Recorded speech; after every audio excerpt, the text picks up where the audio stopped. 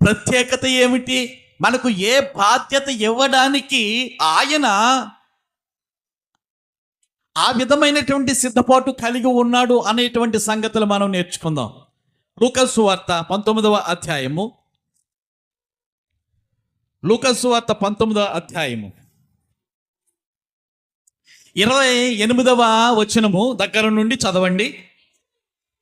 యేసయ్య ఈ మాటలు చెప్పి యెరూషలేమునకు వెళ్ళాలని ముందుకు సాగిపోయాడు. ఆయన ఒలీవల కొండ దగ్గరనున్న బేత్పగే బేతనియా అనే గ్రామానికి సమీపానికి వచ్చినప్పుడు తన శిష్యులలో ఇద్దరిని పిలిచాడు. మీరు ఎదుటనున్న గ్రామానికి వెళ్ళండి, అందులో మీరు ప్రవేశించగానే కట్టబడి ఉన్న గాడిద పిల్ల మీకు కనబడుతుంది. దాని మీద ఏ మనుష్యుడును ఎన్నడూను కూర్చుండాలి. ఇక్కడ ఒక ప్రత్యేకత కనబడుతుంది, గాడిద గారి యొక్క ప్రత్యేకత. మనం కొంచెం గౌరవం ఇచ్చుకుందాం ఈ గాడిద గారికి, లేకపోతే ఈ గాడిద అమ్మకు కొంచెం మనం గౌరవం ఇచ్చుకుందాం. దైవ గ్రంథంలో ఉన్నటువంటి ఏ వచనానికైనా గౌరవం ఇవ్వాలంట. మనం శిష్యుల పేర్లు చదువుతున్నప్పుడు, లేకపోతే శిష్యుల గురించి మనం చెప్పుకుంటున్నటువంటి సమయంలో అప్పుడు కూడా మనము గౌరవం ఇచ్చి మాట్లాడాలట. ఆ మర్యాద మనం ఇస్తూ ఉన్నప్పుడు అది దేవునికి ఇచ్చినట్టే, అంతే కదా. ఆయన పేరట వచ్చి వారికి గిన్నెడు చన్నీళ్ళు ఇస్తే ఎవరికి ఇచ్చినట్టు? మర్యాదపూర్వకమైనటువంటి ఒక స్తుతి, మర్యాదపూర్వకమైనటువంటి ఒక మాట. ఈ గాడిదమ్మ గారు ఉన్నారు, దాని మీద ఎన్నడూను ఎవరును కూర్చుండలేదు. దానిని విప్పి తోలుకొని రండి. ఎవరైనను మీరెందుకు దీనిని విప్పుచున్నారని మిమ్మును అడిగిన ఎడల ఇది ప్రభువుకు కావలసి ఉన్నదని అతనితో చెప్పుడని చెప్పి వారిని పంపెను. పంపబడిన వారు వెళ్ళి ఆయన తమతో చెప్పినట్టే కనుగొని ఆ గాడిద పిల్లను విప్పుచూ ఉండగా దాని యజమానులు, మీరు గాడిద పిల్లను ఎందుకు విప్పుచున్నారు అని వారిని అడిగిరి. అందుకు వారు ఇది ప్రభువుకు కావలసి ఉన్నదనిరి. తరువాత వారు యేసునొద్దకు దానిని తోలుకొని వచ్చారు. ఆ గాడిద పిల్ల మీద తమ బట్టలు వేశారు, యేసును దాని మీద ఎక్కించారు. ఆయన వెళ్ళుచూ ఉండగా తమ బట్టలు దారి పొడుగునా పరిచారు. ఒలీవ కొండ నుండి దిగు చోటికి ఆయన సమీపించుచున్నప్పుడు శిష్యుల సమూహం అంతయు సంతోషించుచు ప్రభువు పేరట వచ్చు రాజు స్తుతించబడును గాక, పరలోకమందు సమాధానమును సర్వోన్నతమైన స్థలములలో మహిమయు ఉండును గాక అని తాము చూచిన అద్భుతములు అన్నిటిని గూర్చి మహాశబ్దముతో దేవుణ్ణి స్తోత్రము చేయసాగిరి. ఈ యొక్క చదవబడినటువంటి వాక్యములో ఎవరికి మహిమకరంగా అక్కడ ఉన్నటువంటి జన సమూహము మారింది? నేను చెప్పింది అర్థమైందా? ఎవరికి ఘనత కలిగించే విధముగా అక్కడ ఉన్నటువంటి జన సమూహము మారింది? యేసయ్యకు. అందరూ కూడా దేవునికి స్తోత్రం చెప్పండి. హల్లెలూయా. చిన్నపిల్లలు చేతులు ఉన్నాయా మీకు? చేతులు తెచ్చుకుంటే దేవునికి స్తోత్రం చెప్పండి. హల్లెలూయా. తెచ్చుకున్నారా మీరు? చేతులు ఏయి దేవునికి స్తోత్రం. హల్లెలూయా, హల్లెలూయా. నోరు కట్టేసుకుంటే వద్దు. నోరు ఉందా మీకు? చేతులు లెగిసినాయి కానీ ఈ నోరు మాట్లాడాలి. నోరు ఎవరి కోసం ఉపయోగపడాలి? దేవుని కోసం ఉపయోగపడాలి. అర్థమైంది? దేవుని కోసం ఉపయోగపడాలి. అక్కడ ఉన్నటువంటి జన సమూహం అంతయు, అక్కడ ఉన్నటువంటి శిష్య బృందం అంతయు ఎవరిని స్తుతిస్తున్నారు? అక్కడ ఉన్నటువంటి వాతావరణం మారిపోయింది. మొట్టమొదటి నుంచి మరల వద్దాం. యెరూషలేము పట్టణానికి ప్రభు అయినటువంటి యేసుక్రీస్తు వారు బయలుదేరారు. ఇది ఆఖరి ప్రయాణం. యేసు ప్రభు వారి జీవితంలో ఇది ఆఖరి ప్రయాణం. ప్రతి ఏటా కూడా తల్లిదండ్రులు యెరూషలేములో ఉన్నటువంటి దేవాలయానికి పండుగ వాతావరణం నాడు వెళుతూ ఉండేవారు, దర్శించుకునేవారు, వచ్చేస్తూ ఉండేవారు. అది వాళ్ళ యొక్క ఆనవాయితీ. అది దేవుని యొక్క మందిరము, దేవుడు ఉండే చోటు కాబట్టి, దేవుడు నివాసం ఉన్నటువంటి స్థలము కాబట్టి, దేవునిని ఆరాధించే స్థలము కాబట్టి, దేవునికి కృతజ్ఞతలు చెప్పుకోవటానికి వారు బయలుదేరి వెళ్ళేవారు. ప్రభు అయినటువంటి యేసుక్రీస్తు వారు యొక్క లోకానికి రావడానికి, ఇంకా చేసే ప్రాణత్యాగానికి ముందుగా ఈ యొక్క ప్రయాణం అనేటువంటిది సాగిపోతూ ఉంది. ఇంకా యెరూషలేము ప్రాంతము వస్తుంది అనగా, పట్టణము వస్తుంది అనగా, సమీపముగా ఉన్నటువంటి గ్రామాలు 2 ఉన్నాయి, బేత్పగే, బేతనియా. ఇక్కడ శిష్యులను చూచి ఆ ఎదురుగుండుగా ఉన్నటువంటి స్థలానికి పొండి, అక్కడ గ్రామాలలో మీరు సంచరిస్తూ ఉన్నటువంటి సమయంలో మీకు ఎదురుగుండగా కట్టబడినటువంటి ఒక గాడిద పిల్ల కనబడుతుంది. కట్టబడి ఉన్నటువంటి గాడిద పిల్ల మీకు కనబడగానే దాని యొక్క కట్లు మీరు విప్పండి,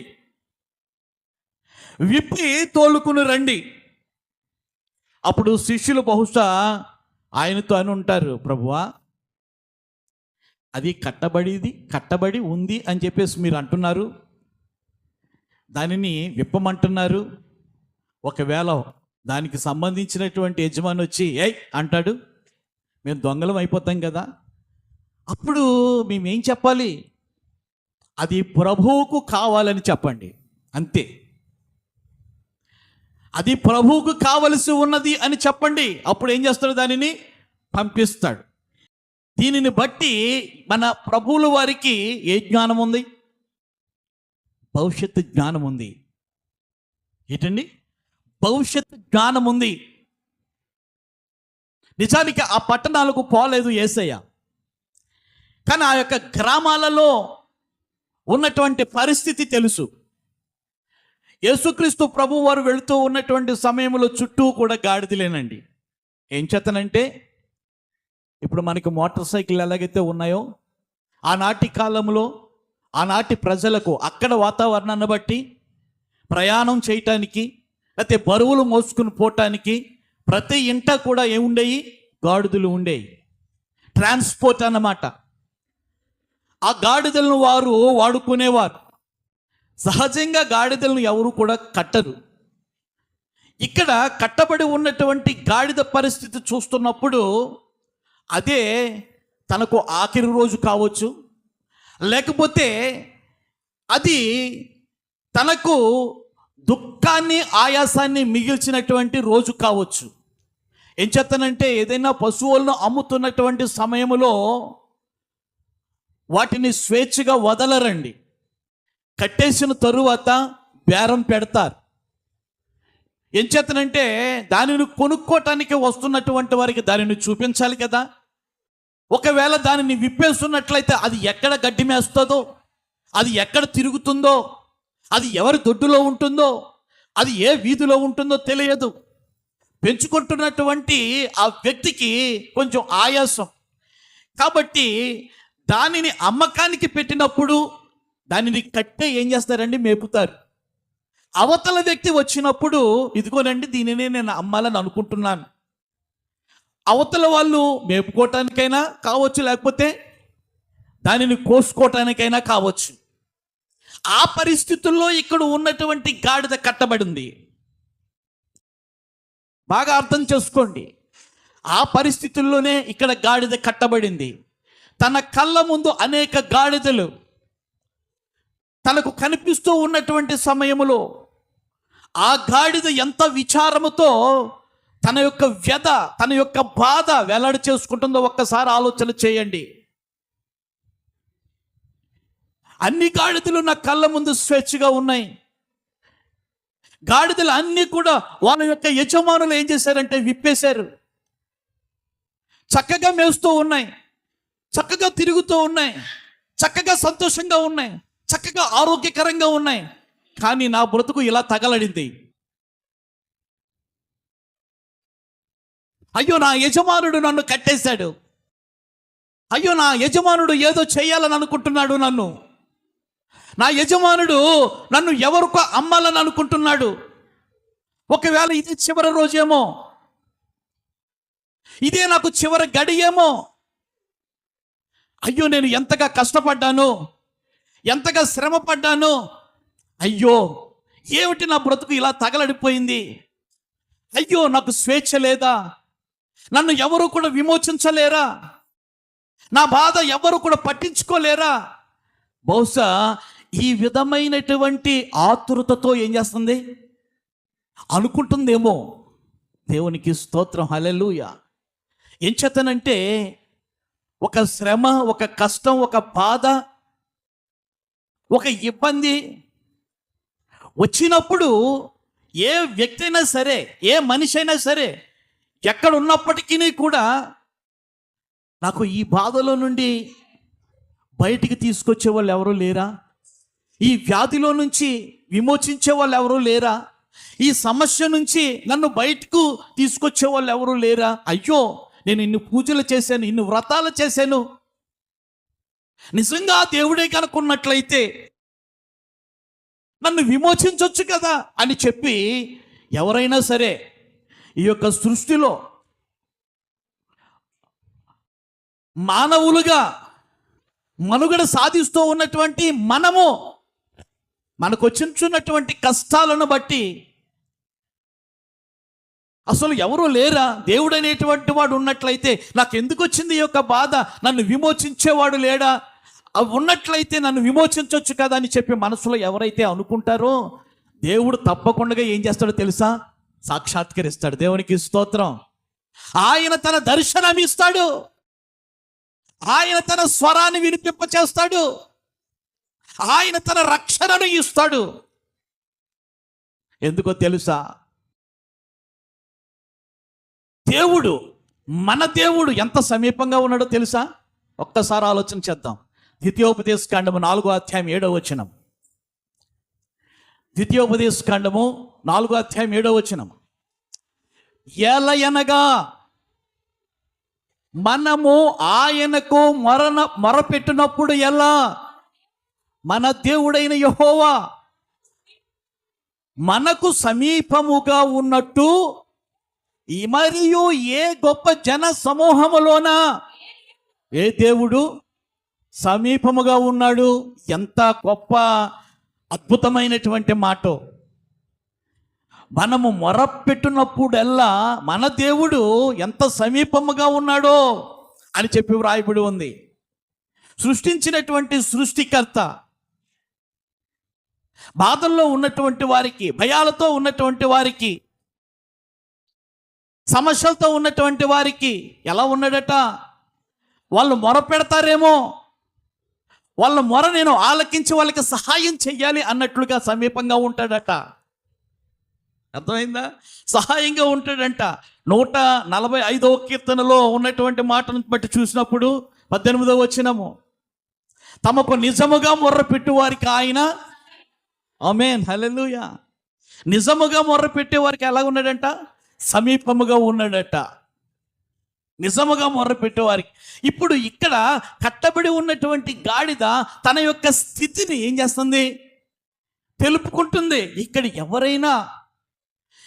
ఎవరైనా అయ్యో, నా బ్రతుకును చూచి నా మీద జాలిపడి అయ్యో ఈ కట్లు విప్పడానికి ఎవరైనా ఉన్నారా, నాకు సంతోషం ఇవ్వడానికి ఎవరైనా ఉన్నారా, నాకు సమాధానము కలగజేయటానికి ఎవరైనా ఉన్నారా, ఈ సమస్య నుండి బయట పడేయటానికి ఎవరైనా ఉన్నారా, ఉంటే దేవుడా నువ్వు పంపించు నాయనా అని చెప్పి ఆ గాడిద ప్రార్థన చేసి ఉండొచ్చు.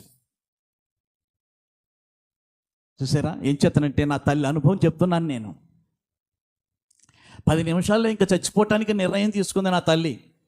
10 నిమిషాలు ఈ గాడిద చేసినట్టే నా తల్లి ప్రార్థన చేసింది. ఈ గాడిద అనుకుందో లేదో నాకు తెలియదు, కానీ అనుకున్నదని నేను అనుకుని ఏం చేస్తున్నానంటే నేను చెప్తూ ఉన్నాను. నా తల్లి ఏం చేస్తుందంటే ఒక 10 నిమిషాల్లో వెళ్ళిపోయి చచ్చిపోతుంది. ఆమె కొద్దట్లో పడిపోయి చచ్చిపోతుంది. ఆమెకున్నటువంటి బలహీనత అది.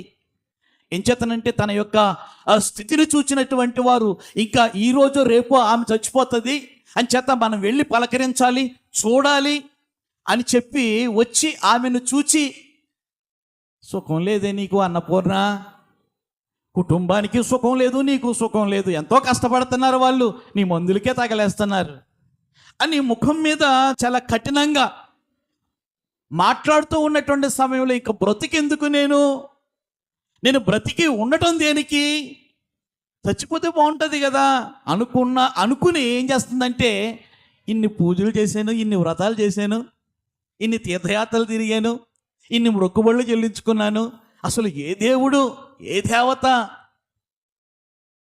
నాకు క్షేమము నాకు ఆరోగ్యము ఇవ్వలేదు, అసలు నిజమైనటువంటి దేవుడు ఉన్నట్లయితే నాకు ఏంటి పరిస్థితి అని చెప్పి అనుకుంటున్నటువంటి సమయంలోనే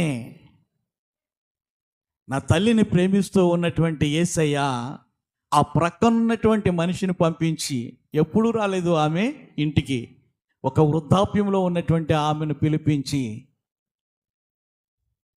తన అనుభవ సాక్ష్యము చెప్పించాడు.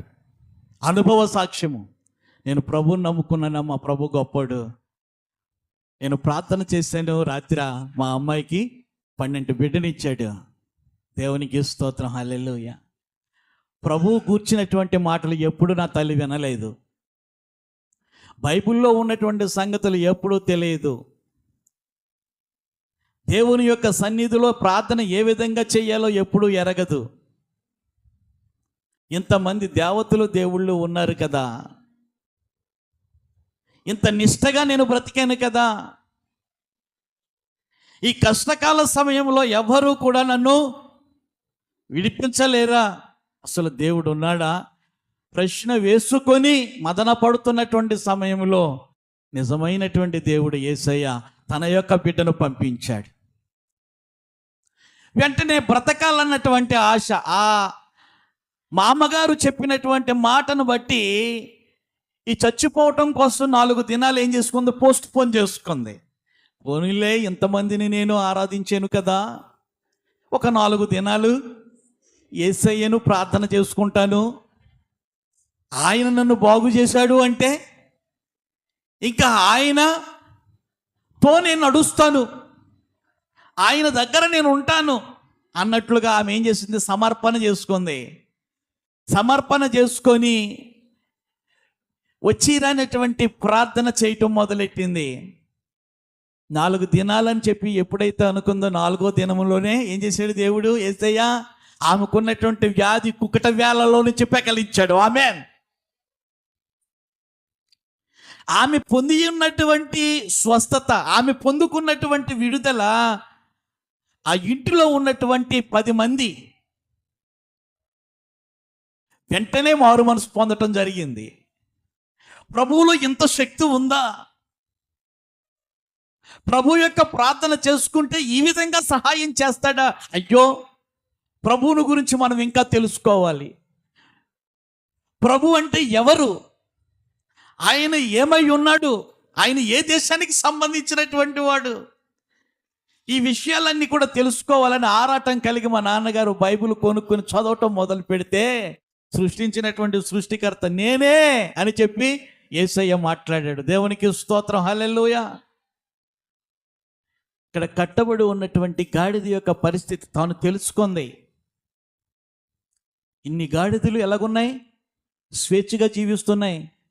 కట్టబడినటువంటి పరిస్థితి నాకే వచ్చింది. ఈరోజు చాలామంది ఆ కట్టబడినటువంటి గాడిద స్థితిలోనే ఏం చేస్తున్నారంటే జీవిస్తూ ఉన్నారు. చదువుకున్నటువంటి వారు, మహా గొప్ప గొప్ప ఉద్యోగాలు చేస్తున్నటువంటి వారు, మేధావులు అని చెప్పి పిలువబడుతున్నటువంటి వారు, ప్రతి ఒక్కరూ కూడా దేవుడు చూస్తూ ఉన్నటువంటి సమయంలో దేనికో దానికి ఏమైపోయారు, బైండ్ అయిపోయారు, కట్టబడి ఉన్నారు. చిన్నపిల్లలను చూస్తూ ఉన్నప్పుడు వాళ్ళు దేవుని యొక్క సన్నిధిలోనే ఎదగాలి. దేవుని యొక్క మాటలే వాళ్ళ యొక్క జీవితాలలో మెదలాలి. దేవుని యొక్క ప్రార్థన కొరకు వాళ్ళ యొక్క మోకాళ్ళు ఏం చేయాలంటే వంగాలి. కానీ వాళ్ళు దేవుని యొక్క సన్నిధికి రావటానికి బదులుగా ఎక్కడికి వెళ్ళిపోతారో తెలుసా? ఆటపాటలకు వెళ్ళిపోతారు. ఆటలతో కట్టబడుతున్నటువంటి వారు వాళ్ళు. ఆ గాడిద పిల్లలు ఆటలతో కట్టబడుతున్నటువంటి వారు వాళ్ళు. తల్లిదండ్రులైనటువంటి వారు, తాత మామలైనటువంటి వారు ప్రభు యొక్క సన్నిధికి వస్తూ ఉన్నటువంటి సమయంలో వాళ్ళతో రాకుండా ఆటల పిచ్చి, దైవ సన్నిధికి రానిటువంటి పిచ్చి, దేవుని యొక్క వాక్యము విననటువంటి పిచ్చి, దేనికి బైండ్ అయిపోయారు? దేనికి బైండ్ అయ్యేటట్లుగా సాతాను గాడు చేస్తున్నాడో తెలుసా? చిన్నప్పటి నుంచి కూడా. ఇక యవ్వన బిడ్డలను చూస్తూ ఉన్నప్పుడు వాళ్ళు కూడా కట్టబడిపోయారు దేనికో దానికి. యవ్వన ప్రాయం వచ్చేసరికి వాళ్ళ యొక్క ఆలోచనలను ఏం చేస్తుందో తెలుసా సాతానుడు? చాలా భయంకరమైనటువంటి మద్యపానీయాలకి, చాలా భయంకరమైనటువంటి వ్యసనాలకి, దురలవాట్లకు ఏమైపోతుందో తెలుసా? వాడు కట్టేస్తూ ఉన్నాడు యవ్వనస్తులను. యవ్వన బిడ్డల యొక్క జీవితాలను బట్టి తల్లిదండ్రులు తల ఎత్తుకోలేనటువంటి పరిస్థితి. కీర్తి ప్రతిష్టతలతో జీవించే వాళ్ళ యొక్క స్థితిని చూస్తూ ఉన్నప్పుడు ఆ యొక్క కుటుంబంలో నుండి వస్తూ ఉన్నటువంటి యవ్వన బిడ్డలు తల తీసేసే అంత పరిస్థితికి దిగజార్చేస్తున్నాడు ఎవడు?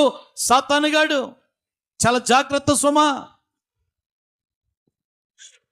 ఇక పెద్దవాళ్ళైతే ఐహిక విచారాలు అనేటువంటి కట్ల చేత కట్టబడుతున్నారు. ఐహిక విచారాలు అంటే ఏంటి? అమ్మాయికి పెళ్ళి ఎలా చేయాలి, ఈ అప్పు ఎలా తీరాలి, ఈ ఇల్లు ఎలా కట్టుకోవాలి, సుఖము లేదు,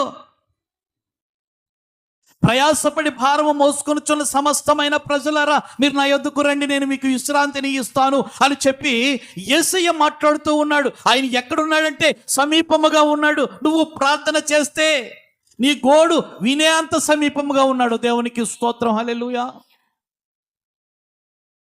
ఆయన రక్షణ కూడా సమీపముగా ఉన్నది. ఆయన రక్షణ, దేవుడిచ్చే రక్షణ, దేవుడిచ్చే విమోచన ఎలా ఉందంటే సమీపముగా ఉన్నది. ఎంత సమీపముగా ఉన్నది? దేవుడిచ్చే విమోచన ఎంత సమీపముగా ఉన్నది? నువ్వు అందుకునే అంత సమీపముగా.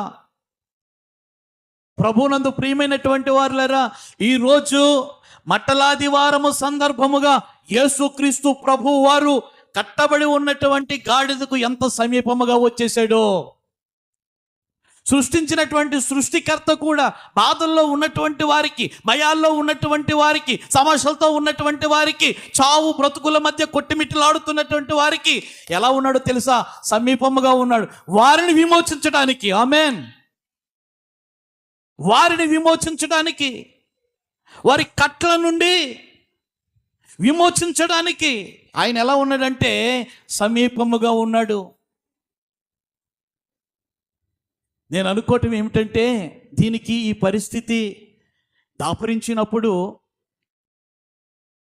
ఈ యొక్క కట్టబడి ఉన్నటువంటి గాడిద మీదకి యేసయ్య మనసు వెళ్ళడానికి గల కారణం నా ఆలోచన సుమా.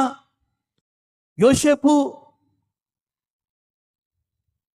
తన యొక్క భార్య అయి ఉన్నటువంటి మరియమ్మను యేసయ్య తన యొక్క గర్భములో ఉన్నప్పుడు, మరియమ్మ గర్భములో ఉన్నప్పుడు నజరేతు నుండి బెత్లెహేముకు దేని మీద తీసుకుని వెళ్ళాడండి?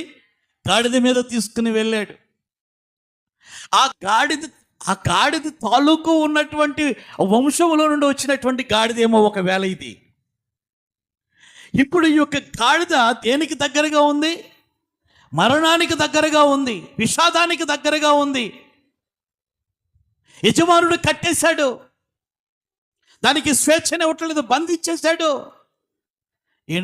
ఈనాడు లోకంలో ఉన్నటువంటి ప్రతి ఒక్కరిని కూడా ఏం చేస్తున్నాడు తెలుసా? ఆ యజమానుడు సాతానుగాడు, ఆ కట్టబడినటువంటి గాడిదకు ఉన్నటువంటి యజమానుడు లోకాధికారి. ఈ లోకాధికారి ఎవరో తెలుసా? సాతానుడు. దేవుడు పరిశుద్ధుడై ఉన్నాడు, దేవుడు నీతి పరుడై ఉన్నాడు, దేవుడు సమాధానకర్త అయి ఉన్నాడు, దేవుడు నీకు విజయము ఇవ్వడానికి నీ దగ్గర ఉన్నాడు. కానీ సాతానుగాడు ఏం చేస్తున్నాడో తెలుసా? నీలో ఉన్నటువంటి సంతోషం, నీలో ఉన్నటువంటి బలం, నీలో ఉన్నటువంటి నీతి, నీలో ఉన్నటువంటి సత్యము అంతా కూడా తీసేసుకోవాలని చెప్పి ఏం చేస్తున్నాడో తెలుసా? అసత్యములో నడిపిస్తూ ఉన్నాడు బిడ్డల్ని. లోకాన్ని అసత్యముతో ఏం చేశాడండి? నింపేశాడు, కట్టేశాడు, అంతే. కనికట్టు కట్టేశాడు, అంతే.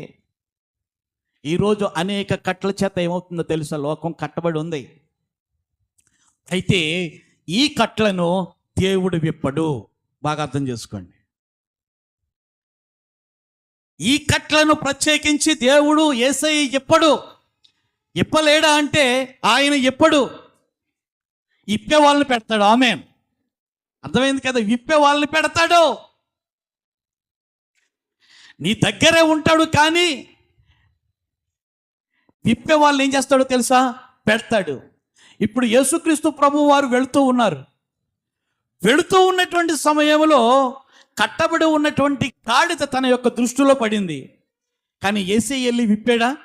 లేకపోతే అక్కడ ఉన్నటువంటి సేవకులకి చెప్పాడా? బాగా అర్థం చేసుకోవాలి. విప్పటం ఆయన పని కాదు, విప్పించటమే ఆయన పని. ఏం చేస్తాడంటే ఆయన ఒక మహా చక్రవర్తిగా వెళ్తున్నాడండి. ఇప్పుడు యెరూషలేము పట్టణం ఎలా వెళ్తున్నాడు? రాజుగా వెళ్తున్నాడు. ఆయన రాజుగా వెళ్తున్నటువంటి యేసయ్య కట్లు విప్పడానికి వెళ్ళటం లేదు. దేవునికి స్తోత్రం. ఎవరైతే కట్ల చేత ఉన్నారో ఆ కట్లను విప్పడానికి ఏం చేశాడో తెలుసా? పరిచారకులను పెట్టుకున్నాడు. ఆమేన్. తన సేవకులను పెట్టుకున్నాడు. ఆయనలో రక్షించబడినటువంటి ప్రతి ఒక్కరిని కూడా ఏం చేశాడో తెలుసా? ఆయన పెట్టుకున్నాడు. ఆమేన్. పెట్టుకుని ఏం చేస్తున్నాడంటే మీరు విప్పండి కట్లు అంటున్నాడు. ఏమంటున్నాడండి? మీరు వెళ్ళి ఆ కట్లు విప్పండి. ఆమేన్. మీరు వెళ్ళి ఆ కట్టును విప్పండి. అంత బాధ్యత మనకు అప్పగించాడు. ఆమేన్. రక్షణ పొందినటువంటి మనకు ఎవరైతే కట్టబడి ఉన్నారో ఆ కట్లను మీరు విప్పండి అంటూ ఉన్నాడు. ఒకసారి యేసయ్య దగ్గరకు వాళ్ళ అమ్మగారు వచ్చారు. బాబు, ద్రాక్షారసం అయిపోయింది, బాధపడుతున్నారు, అదేదో కాస్త చూడు అంటే, అమ్మ నేను ఉన్నాను కదా, నా సమయం ఇంకా రాలేదు అన్నటువంటి యేసయ్య అక్కడ ఉన్నటువంటి ఆరి రాతి బాణల నిండా నీళ్లు ఆయనే నింపాడా? నింపించాడా? ఆమేన్. అర్థమైందా? ఆయన నింపాడా లేకపోతే నింపించాడా? అదనమాట. ఆయన రాజై ఉన్నప్పుడు ఆయన రాజ్యంలో మనమందరము కూడా సేవకులమే. అర్థమైందా? ఆయన రాజ్యములో, ఆయన పాలనలో ఏ కొరత లేకుండా చూసుకునే బాధ్యత ఆయనది. కానీ ఆయన చెప్పినట్టు మనము చెయ్యాలి. ఈరోజు మదన పడుతుంది ఆ గాడిద. నాకు ఆఖరి దినము కావచ్చు, లేకపోతే ఇంకా భయంకరమైనటువంటి పరిస్థితి, నా బ్రతుకు మారిపోవచ్చు, కాబట్టి నాకు విమోచన లేదా, నాకు విడుదల లేదా అని ఒకవేళ ఏడుస్తుందేమో. నా ప్రభు యొక్క దృష్టిలో అది పడింది. ఆమేన్. హల్లెలూయా. ప్రభునందు ప్రియమైనటువంటి వారులారా, సేవకులకు అప్పగిస్తూ ఉన్నాడు ఆ పని. సేవకులకు అప్పగిస్తూ ఉన్నాడు. ప్రార్థన చేసి ఆయన ఘనపరచటమే. అర్థమైంది కదా? ప్రార్థన చేసి ఆయన ఘనపరచటమే. మీలో ఏమైనా ఉన్నట్లయితే నా దగ్గరకు తండ్రి, నేను ప్రార్థన చేస్తాను అన్నాడు. వాళ్ళ దగ్గర ఏమున్నాయి? 5 రొట్లు 2 చేపలు. వాటిని ఏం చేశాడంటే ఆయన ఆశీర్వదించాడు. ఆయన పంచిపెట్టలా. ఆమేన్. పంచిపెట్టేవాడు కాదు, మన చేత పంచిపెడతాడు ఆయన.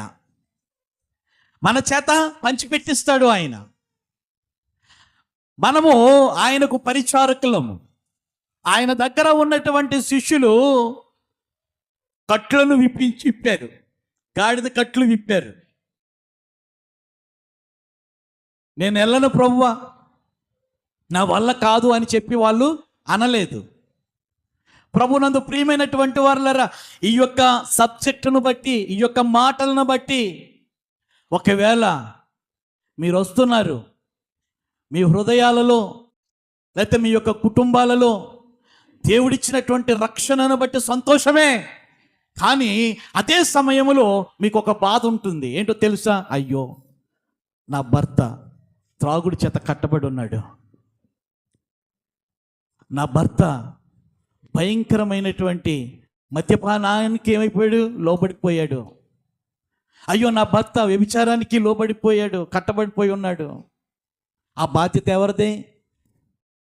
విడిపించే బాధ్యత ఎవరిదే? ఆయన్ని విమోచించే బాధ్యత ఎవరిదే? ప్రార్థనే కాదు, కానీ ఏం చేయాలి? ఆ కట్లను విప్పే బాధ్యత మీదే. అర్థమైందా? మీ మీదే. దేవుడు ఏం చేశాడంటే పెట్టాడు, విప్పుకో. నీ సొంత గాడిద, నీ సొంత గాడిదను నువ్వు విప్పుకో, నా సన్నిధికి తీసుకుంటా, నేను మార్చేస్తాను. ఆమేన్. నేను మార్చేస్తాను. నా వాక్యము ద్వారా నేను మార్చేస్తాను, నా మాట ద్వారా నేను మార్చేస్తాను, నా అద్భుతమైన శక్తిని బట్టి నేను ఏం చేస్తాను? నేను మారుస్తాను, తీసుకుంటా నా సన్నిధికి. దేవుడు ఏం చేస్తున్నాడు అంటూ ఉన్నాడు. కానీ మనమే కట్టబడి ఉన్నట్లయితే ఎట్లాగా? చెప్పండి, మనమే కట్టబడిపోయి ఉన్నట్లయితే ఎట్లాగా? భయంకరమైనటువంటి దురలవాట్లకు మనమే కట్టబడిపోయి ఉన్నట్లయితే ఎట్లాగా? రక్షించబడినటువంటి మనమే అనేక భయంకరమైనటువంటి అలవాట్లకు కట్టబడిపోతే మన కుటుంబాలు ఏమైపోతాయి తెలుసా? నాశనం అయిపోతాయి. ఫలింపు ఉండదు, అభివృద్ధి ఉండదు. మనోహ అనేటువంటి ఆయన భక్తిపరుడు. తన భార్యకు దేవుడు కనిపించాడు. నేను ఎవరినో తెలుసా? తెలీదయ్యా. నన్ను ఎప్పుడైనా చూసావా? చూడలేదయ్యా. ఇశ్రాయేలీలు ఎలాగున్నారేంటి? మన ప్రజలు ఎలాగున్నారు? మీరు ఎలా జీవిస్తున్నారు? మీకు తెలియంది ఏముంటుందయ్యా? ఫిలిస్తీన్లు ఏం చేస్తున్నారు? ఏడిపించేస్తున్నారు. ఫిలిస్తీన్ల యొక్క చెరలో ఉన్నాం. నిజంగా మన దేవుడు ఎంత గొప్ప దేవుడో. కానీ ఇప్పుడు పూర్వీకులు చేసినటువంటి పాపాన్ని బట్టి, మా దోషాన్ని బట్టి, మా అతిక్రమములను బట్టి ఇప్పుడు ఫిలిస్తీన్ల యొక్క సున్నతి లేనటువంటి ఫిలిస్తీన్లు మమ్మల్ని ఏలుబడి చేస్తున్నారు. ఓహో, అదా సంగతి. సరేలే, నీకు పిల్లలు ఉన్నారా? పిల్లలు పుట్టరు అని చెప్పి గొడ్రాలుగా ముద్ర వేసేసారయ్యా. ఓహో, పిల్లలు పుట్టరైతే నీకు సరేలే, నేను ఇస్తాను, నువ్వు కంటావేంటి? దేవునికి స్తోత్రం, హల్లెలూయా. నేను ఇస్తాను, నీకు గర్భఫలం ఇస్తాను, నువ్వు కంటావా? ప్రభువా, ఎవరయ్యా నువ్వు? ఎవరో నువ్వు? నేను ఎవరినైతే ఏంటి? నువ్వు పరిశుద్ధంగా ఉండాలి సుమా. ఆ కొట్టు దగ్గర ఈ కొట్టు దగ్గర నువ్వు ఉండకూడదు. నీ మాటలు పరిశుద్ధంగా ఉండాలి, నీ చూపు పరిశుద్ధంగా ఉండాలి, నువ్వు తినే తిండి పరిశుద్ధంగా ఉండాలి, తాగే పానీయం పరిశుద్ధంగా ఉండాలి, మద్యం ముట్టకూడదు సుమా. బిడ్డల్ని ఇస్తానంటే నువ్వు ఎలా ఉండమంటే నేను అలా ఉంటున్నాయా? ఆ మాట మీద నిలబడతావా? నేను నిలబడతాను. సరే, నీకు ఇచ్చినటువంటి బిడ్డ మీద మంగళకత్తి వేయకూడదు సుమా, క్షవరం చేయించకూడదు. నాజీరు చేయబడ్డవాడు వాడు. అలా పెంచగలవా? ఏమవుతుంది? అలా పెంచితే ఏమవుతుంది? అతడికి నేను బోళ్ళంత శక్తిని ఇస్తాను. ఇంక ప్రపంచంలో అతనికి ఉన్నటువంటి బలం ఎవరికి కూడా లేనంత. అతడు ఏం చేస్తాడు? శత్రువులైనటువంటి ఫిలిస్తీయులకు నిద్ర లేకుండా చేస్తాడు. ఆమేన్. అందరూ చప్పట్లు కొట్టండి గట్టిగా. శత్రువులై ఉన్నటువంటి ఫిలిస్తీయులకు నిద్ర పట్టకుండా చేస్తాడు. నేనెవరినో తెలుసా? నేను దేవుణ్ణి. మీరు చేస్తున్న ప్రార్థనను బట్టి, మీరు కారుస్తున్న కన్నీటిని బట్టి, మీరు చెరలో ఉన్నారు, విమోచకుడిని నేను నీకు ఇవ్వబోతూ ఉన్నాను అని చెప్పి అంతర్ధానం అయిపోయాడు. ఆమె పొందుకున్నటువంటి అనుభవము భర్తతో పంచుకుంటుంది. ఆమేన్, హల్లెలూయా. ఆమె పొందుకున్నటువంటి సాక్ష్యము, ఆమె పొందుకున్నటువంటి దర్శనము, ఆమె పొందుకున్నటువంటి అనుభవము ఈరోజు మనం పంచుకుంటున్నామా? ఇంటికి వెళ్ళి పిల్లలతో పంచుకుంటున్నామా? దేవుని యొక్క స్వరము వింటూ ఉన్నారు, దేవుని యొక్క వాక్యము వింటున్నారు. దేవుని యొక్క వాక్యము వింటూ ఉన్న తర్వాత ఆ మాటలు, ఆ ప్రత్యక్షతలు, ఆ సాక్ష్యాలు పక్క వాళ్ళతో పంచుకుంటున్నారా? కట్టబడినటువంటి దానిని విప్పడం అంటే ఏంటనుకుంటున్నారు? ఆమేన్, హల్లెలూయా. సరే, ఇక్కడ తన భర్తతో పంచుకుంటుంది. ఇదేంటే దేవుడు మాట్లాడాడు అని చెప్పేసి అంటున్నావు నువ్వు? పోనీలే, నీ దగ్గరకు వచ్చినటువంటి ఆయన నా దగ్గరకు కూడా వస్తే బాగుంటుందిలే అనుకున్న వారం రోజుల్లో ఏమైపోయాడు? దేవుడు మరలాను ప్రత్యక్షమయ్యాడు. దేవునికి స్తోత్రం. ఎవరికి? మానవ గారికి ప్రత్యక్షమయ్యాడు. దేవునికి స్తోత్రం, హల్లెలూయా. ఆయన మాట ఇచ్చాడంటే మాట నెరవేరుతుంది కదా, నెరవేరుతుంది. నమ్మారు వాళ్ళు, నమ్మారు. ఆమె నీళ్ళు వేసుకుంది, నవమాసాలు నిండే 12 బిడ్డ పుట్టాడు. దేవుడు ఏదైతే చెప్పాడో తూచ తప్పకుండా వాళ్ళు అంత పరిశుద్ధంగా జీవించారు. పుట్టినటువంటి బిడ్డకు చెప్పారు, బాబా మంగళ షాప్కి వెళ్ళకే, ఆడి కటింగ్ బాగుంది, ఈడి కటింగ్ బాగుంది అని చెప్పేసి వెంపర్లాడికే. దేవుడు ఇశ్రాయేలు ప్రజలకు విమోచకుడిగా నిన్ను బహుమానంగా ఇచ్చాడురా. నాకు అసలు పిల్లలు పుట్టరు, నాకు అసలు పిల్లలే పుట్టరు, నేను గొడ్రాలని. దేవుడు కనిపించి వరపుత్రుడిగా నిన్ను ఇచ్చారురా నాకు. అమ్మా, నువ్వు చెప్పినట్టే నేను కూడా ప్రార్థన చేసుకుంటాను.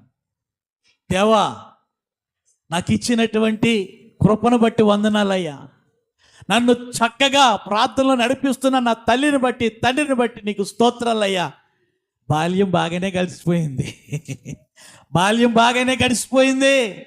యవ్వన ప్రాయంలోకి వచ్చిన తర్వాత దేనితో కట్టబడ్డాడో తెలుసా? ఒక్కసారి ఆలోచన చేయండి. యవ్వన ప్రాయంలోనికి వచ్చిన తరువాత మన బిడ్డలు ఎలాగుంటున్నారు?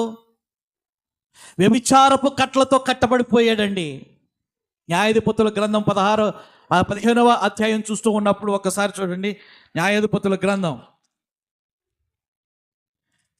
16వ అధ్యాయం 11వ వచనం. అతడు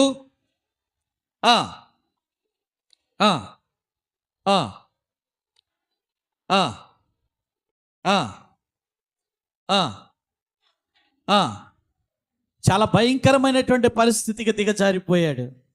అసలు తనలో బలం ఉన్నదని కూడా అతనికి తెలియదు. నాలో ఇంత బలం ఉంది అని చెప్పి అతనికి తెలియదు. జుట్టులోనే బలం ఉందని అనుకుంటున్నాడు అంతే. జుట్టులోనే బలం ఉంది అని చెప్పి అనుకుంటున్నాడు. కానీ ఆ బలానికి తగ్గ శక్తి, ఆ బలానికి తగ్గ పరాక్రమము నా యొక్క కండరాల్లో ఉందని చెప్పి అతను గ్రహించలేదు. దేవుడు తెలియపరిచాడు. ఎలాగో తెలుసా? ఒక సింహాన్ని పంపించాడు. అర్థమైందా? ఒక సింహాన్ని పంపించాడు. సింహము గాండ్రిస్తూ అతని మీద పడినప్పుడు ఒక మేకపిల్లను చీల్చినట్లుగా దాన్ని చీల్చేశాడు. ఓహో, అమ్మ చెప్పింది, నాన్న చెప్పాడు, అంత బలవంతుడు అవుతావు అని చెప్పి ఇప్పుడు నా బలం నాకు తెలపడానికి దేన్ని పంపించాడు దేవుడు? ఎస్, ఏం చేతనంటే దేవుని బిడ్డలమైనటువంటి మనలో దేవుని యొక్క శక్తి ఉంది. ఆమని చెప్పండి గట్టిగా. అది మనకు తెలియటం లేదు. అర్థమైందా? నువ్వు చేస్తున్నటువంటి ప్రార్థనకు కూడా నీకు శక్తి ఉంది. నువ్వు చేస్తున్నటువంటి సువార్తకు కూడా శక్తి ఉంది. అది ఇంట్లో వాళ్ళని మార్చుకునే శక్తి కావచ్చు, బయట వాళ్ళని మార్చుకునే శక్తి కావచ్చు, వాళ్ళ యొక్క త్రాళ్ళను తెంపే శక్తి కావచ్చు. శక్తి ఉంది నీకు. ఏం చేతనంటే మనల్ని అందరినీ కూడా దేవాది దేవుడు ఎందుకు పుట్టించాడు? దేని నిమిత్తం పుట్టించాడు? తీతుకు రాసినటువంటి పత్రిక 2:14 కొత్త నిబంధనలు పత్రికల్లో ఉంటుంది. ఆయన సమస్తమైనటువంటి దుర్నీతి నుండి మనలను విమోచించి సత్క్రియలయందు ఆసక్తి గల ప్రజలను, చూడండి ఇక్కడ బాగా అర్థం చేసుకోండి, ఈ యొక్క మాట అండర్లైన్ చేసుకోండి. జగత్తు పునాది వేయబడక ముందే ఎవరికీ లేనటువంటి ఒక ప్రత్యేకత నీలో ఉందని చెప్పి ఆయన గ్రహించాడు. అందరము కూడా ఆయన ప్రజలమే. ఈ లోకంలో ఉన్నటువంటి వాళ్ళందరూ కూడా ఓసీ కావచ్చు, బీసీ కావచ్చు, ఎస్సీ కావచ్చు, ఎస్టీ కావచ్చు, ఎవరైనా సరే ఆయన యొక్క ప్రజలమే. కానీ ఆయన యొక్క సేవ చేసేవారిగా, ఆయన యొక్క పరిచారకులుగా దేవాది దేవుడు ఏం చేశాడో తెలుసా? సత్క్రియల యందు ఆసక్తి గల ప్రజలను, సత్క్రియల యందు ఆసక్తి గల ప్రజలను. ఇంతమంది ఉండగా ఇంట్లో ఎంతోమంది ఉంటారో, 10 మందో 15 మందో ఉంటారు. కానీ ఆ ఇంట్లో న్యాయంగా మాట్లాడే వాళ్ళు 2-3 ఉంటారు అంతే. మిగతా వాళ్ళందరూ కూడా అమ్ముడైపోతారు. అర్థమైంది కదా? ఒకే తల్లికి ఒకే తండ్రికి పుట్టినటువంటి వాళ్ళే 10 మంది అయినా 15 మంది అయినా, కానీ నిజానికి నీతిగా మాట్లాడటం విషయంలో 1-2 ఉంటారని అంతే. మిగతా వాళ్ళందరూ కూడా డమ్మీ. ఈ సృష్టిలో కూడా ఈ యొక్క మానవులు నీతిగా మాట్లాడాలని, దేవుడు ఉన్నాడు, దేవుడు చూస్తాడు అని చెప్పి సత్యమే మాట్లాడుతూ యథార్థమే వాళ్ళ యొక్క జీవితానికి లక్ష్యము అని చెప్పి బ్రతికే వాళ్ళు ఎవరైతే ఉంటారో సృష్టి ఆది నుండి వాళ్ళను ఎన్నుకున్నాడంట. వాళ్ళ యొక్క జాబితాలో మనం ఉన్నాం. దేవునికి స్తోత్రం, హల్లెలూయా. ఇప్పుడు మరలా చదవండి. సత్క్రియల యందు ఆసక్తి గల ప్రజలను తన కోసము మరలా మనల్ని ఏం చేస్తున్నాడో తెలుసా? పవిత్రపరచుకొని తన సొత్తుగా ఉండుటకు తన్ను తానే మన కొరకు. దేవునికి స్తోత్రం, హల్లెలూయా. అర్థమైందా? ఇప్పుడు కట్లు విప్పే బాధ్యత తన దగ్గర ఉన్నటువంటి శిష్యులకు, పరిచారకులకు అప్పగించాడు. వాళ్ళని ఎప్పుడో నిర్ణయించుకున్నాడు అన్నమాట. వాళ్ళ యొక్క సమాజంలో, వాళ్ళ యొక్క కుటుంబంలో, వాళ్ళ యొక్క బంధువులలో వాళ్ళ యొక్క మాట తీరు వేరు. అందరిలాంటి వాళ్ళు కాదు. వాళ్ళు యథార్థంగా జీవిస్తున్నారు. తినటానికి తిండి లేకపోయినప్పటికీ కూడా వాళ్ళు ఏం చేస్తారు? సత్యమే అనుసరిస్తూ ఉన్నారు, న్యాయమే అనుసరిస్తున్నారు. అంచేతే ప్రభువుకి కావాల్సి వచ్చింది. అంచేతే నన్ను వెంబడించండి, మిమ్మల్ని నేను ఏం చేస్తాను? మనుషులను పట్టు జాలరులుగా చేస్తానని చెప్పి అభిషేకించేసాడు అంతే. ఆమేన్. ఈరోజు మనల్ని కూడా దేవుడు దర్శిస్తూ ఉన్నాడు. మనలో ఉన్నటువంటి శక్తి ఏదో ఆయన ప్రార్థన చేస్తే, పాస్టర్ గారే ప్రార్థన చేస్తే మనం బాగుపడతాం. ఆయన ప్రార్థన చేస్తే మన కుటుంబంలో ఉన్నటువంటి వాళ్ళందరూ కూడా రక్షణలోనికి వస్తారు. నో, నువ్వు చేసినటువంటి ప్రార్థనకు, నువ్వు చేయబోతున్నటువంటి ప్రార్థనకు, నువ్వు చేసేసినటువంటి ప్రార్థనకు దేవుడు ఎంతగా ఆయన ఏం చేసాడో తెలుసా? మహిమ పొందుతూ ఉన్నాడు. ఎంతగా మహిమ పొందుతూ ఉన్నాడు. ప్రార్థనాత్మను ఎవరు కూడా చంపేసుకోవద్దు సుమా. ప్రార్థనా శక్తిని ఎవ్వరూ కూడా ఆర్పేసుకోవద్దు. ప్రార్థన అనేటువంటిది ఒక దీపం, ఒక జ్యోతి, అది ఒక వెలుగు. ఆ ప్రార్థన ద్వారానే అనేక అద్భుత కార్యాలు ఏమైనాయి. ఇప్పుడు ప్రార్థనాత్మ కలిగినటువంటి మనోహ యొక్క భార్య, ఇప్పుడు దేవుడు వచ్చి వాళ్ళతో మాట్లాడి నీకు వరపుత్రుడిని ఇస్తున్నాను అనేటువంటి విధానము దేని ద్వారా కలిగింది? వాళ్ళలో ప్రార్థన ఉంది కాబట్టి. దేవునికి స్తోత్రం, హల్లెలూయా. అంటే ప్రార్థనా శక్తి కనుక ఉన్నట్లయితే అది నిజముగా మరలా ఏంటండి అది ఏం చేతనంటే, ఎఫెసీయులు రాసినటువంటి పత్రిక 5:8 మీరు పూర్వమందు చీకటై ఉన్నారు, కానీ ఇప్పుడు ప్రభువునందు వెలుగై ఉన్నారు. ఆమేన్. ప్రభువులోనికి రానంత వరకు కూడా చీకటిలోనే ఉన్నాం మనం. అసత్యం అనేటువంటి చీకటిలో ఉన్నాం, ఆ కట్లలో ఉన్నాం మనం. అన్యాయము అనేటువంటిది, అధర్మము అనేటువంటిది, అవినీతి అనేటువంటిది, లంచము అనేటువంటిది బాగా అర్థం చేసుకోండి. చెక్కయ్య ఏ కట్ల చేత కట్టబడ్డాడు? లంచం, లంచం, లంచం, లంచం, లంచం. ప్రభు యొక్క ముఖార విందాన్ని చూడనంత వరకు కూడా ఎక్కడున్నాడంటే అంధకారంలో ఉన్నాడు. పూర్వము మీరు చీకటిలో ఉన్నారు. ఎక్కడున్నాడు జక్కయ్య? అంధకారంలో ఉన్నాడు. ప్రతి ఒక్కరూ కూడా ఆ ప్రభువును దర్శించుకోవటానికి వెళ్తూ ఉన్నారు. నాతో ఎవరు ఏ బాధ చెప్పుకోవట్లేదు. అసలు ఆయన ఎటువంటి వాడు, ఆయన ముఖం చూడాలని చెప్పి అనిపించిందంట యేసయ్యకు. జక్కయ్యకి యేసయ్యను చూడాలి అనిపించిందంట జక్కయ్యకు. తన పనిని ప్రక్కన పెట్టాడు. చాలా busy schedule, government employee, tax collector. ప్రక్కన పెట్టి ఎవరిని చూడటానికి వెళ్తున్నాడు? సమీపముగా వచ్చిన యేసయ్యను. దేవునికి స్తోత్రం, హల్లెలూయా. రక్షించే రక్షకుడు అయినటువంటి యేసయ్య, ఆయన సృష్టికర్త, ఆయన సమీపంగా ఉన్నాడు. నాశనం అయిపోతున్నటువంటి ప్రతి మనిషికి ఎలాగున్నాడు? సమీపంగా వస్తూ ఉన్నాడు. ఆయన రక్షణ ఇవ్వడానికి సమీపముగా ఉన్నాడు. మరి రక్షించబడటానికి నీకు సంసిద్ధత తెలియజేస్తున్నావా? అయితే ఎప్పుడైతే ఇక్కడ ఉన్నటువంటి జక్కయ్య యేసయ్యను చూడటానికి పరుగు పరుగున వెళ్ళి సాహసించాడో, యేసయ్య ఏం చేశాడు? కనిపించాడు, అంతే. యేసయ్య తన యొక్క స్వరాన్ని వినిపింపచేశాడు. జక్కయ్య, నీ ఇంట నేను ఉంటాను, చేర్చుకుంటావా? ప్రభువా, అంతకన్నానా? దేవునికి స్తోత్రం, హల్లెలూయా. పూర్వమందు చీకటితో కట్టబడినటువంటి వ్యక్తి. సాతానుగాడు కళ్ళను కట్టేస్తాడండి, సాతానుగాడు హృదయాన్ని కట్టేస్తాడండి, సాతానుగాడు తలంపులను కట్టేస్తాడండి, సాతానుగాడు మనిషిలో ఉన్నటువంటి సమస్తాన్ని కట్టేస్తాడు. వాడి దగ్గర విచిత్రమైన విద్యలు ఉన్నాయి, లోకానికి తెలియదు. లోకం అంతా కూడా ఎలాగనుకుంటుందో తెలుసా? మనం సత్యంలో ఉన్నాము అని చెప్పేసి అనుకుంటుంది లోకం. కానీ దేవుని యొక్క సంఘంగా మారినటువంటి మనము తెలుసుకుంటున్నాం, మనము సత్యములో ఉన్నాం. దేవునికి స్తోత్రం.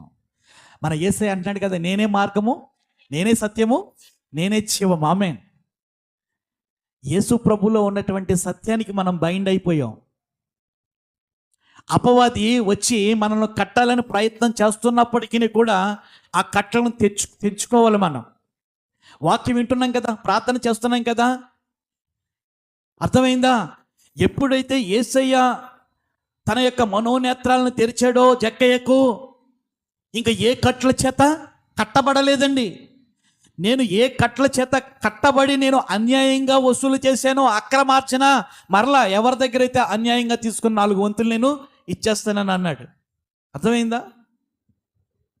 ఇప్పుడు తన యొక్క బ్రతుకు మారిపోయింది. ఏ సంబంధం అయిపోయాడు? ప్రభువునందు వెలుగు సంబంధం అయిపోయాడు. 5వ అధ్యాయం 8వ వచనంలో ఎఫెసీయులకు రాసినటువంటి పత్రిక, పూర్వము చీకటి అయి ఉన్నారు, ఇప్పుడు ప్రభువునందు వెలుగు సంబంధులు. వెలుగు సంబంధుల యొక్క లక్షణాలు ఏంటి? 9వ వచనం, వెలుగు ఫలం ఏమనగా సమస్త విధములైన ఏంటండి అది? అంటే మంచినీళ్ళు అడిగితే ఏమివ్వాలి? ఆమేన్, హల్లెలూయా. మంచి క్రియ అంటే ఏంటి? మంచినీళ్ళు అడిగితే ఏమివ్వాలి? చెప్పాలి. మంచినీళ్ళు అడిగితే ప్రభుకి ఏమి ఇచ్చారు? ఏ నీళ్ళు అడిగితే ఏ నీళ్ళు ఇచ్చారు? ఎంత ఘోరం చూసారా, ఎంత ఘోరం. కానీ మంచితనము, నీతి, సత్యం చాలండి. దేవుని యొక్క పరిచారకులమైనటువంటి మనలను విడిపించేశాడు, మనల్ని వెలుగు సంబంధులుగా చేశాడు. ఆమేన్, హల్లెలూయా. వెలుగు సంబంధులమైనటువంటి మనము, సంసోను వలె వరపుత్రులుగా ఉన్నటువంటి మనము, సంసోను దేనికి కట్టబడ్డాడు? వ్యభిచారమైనటువంటి కట్లకు ఎప్పుడైతే కట్టబడ్డాడో ఏమైపోయాడండి? అభిషేకించబడ్డ వానిగా పుట్టినటువంటి తన యొక్క పుట్టిక చివరికి వచ్చేసరికి ఏమైపోయింది తెలుసా? అంధకారం అయిపోయింది. ఎంత ఘోరం చూడండి, అంధకారం అయిపోయింది. అబ్బే, అసలు అంధకారములో నుండే మనల్ని ఎక్కడికి తీసుకుని వచ్చాడు? వెలుగు సంబంధులుగా తీసుకుని వచ్చాడు. వెలుగు సంబంధుల యొక్క ఫలం ఏంటి? నీతి, మంచితనము, సత్యము. అవి గనక మనలో లేకపోయినట్లయితే దేంట్లో మళ్ళా చుట్టేస్తాడు సైతాన్ గాడు? కట్లే. అయితే జుట్టులో బలాన్ని పెట్టుకున్నాడు, కళ్ళల్లో బలహీనత నెట్టుకున్నాడు సంసోన్. అర్థమైందా? జుట్టులో నాకు శక్తి ఉంది, పర్వాలేదు అనుకున్నాడు, అంతే. అటువంటి బలాఢ్యుడిని సాతాను గడు దేని చేత బలహీనపరిచేశాడు? కళ్ళ చేత బలహీనపరిచేశాడు. చాలా జాగ్రత్త సుమా, చాలా జాగ్రత్త. ప్రతి పాటును దేవుడు సైతాన్ గడు ఏం చేస్తాడు? కట్టేస్తాడు. మనము దేవుని నిమిత్తము విప్పబడి సత్యంలో నడుస్తూ ఉన్నాము. మనం దేవునికి స్తోత్రం, హల్లెలూయా. మనము ప్రార్థన చేయగా దేవుడు ఆలకిస్తాడట. యోహాను సువార్త 9వ అధ్యాయం, యోహాను సువార్త 9వ అధ్యాయం 31వ వచనం చదవండి.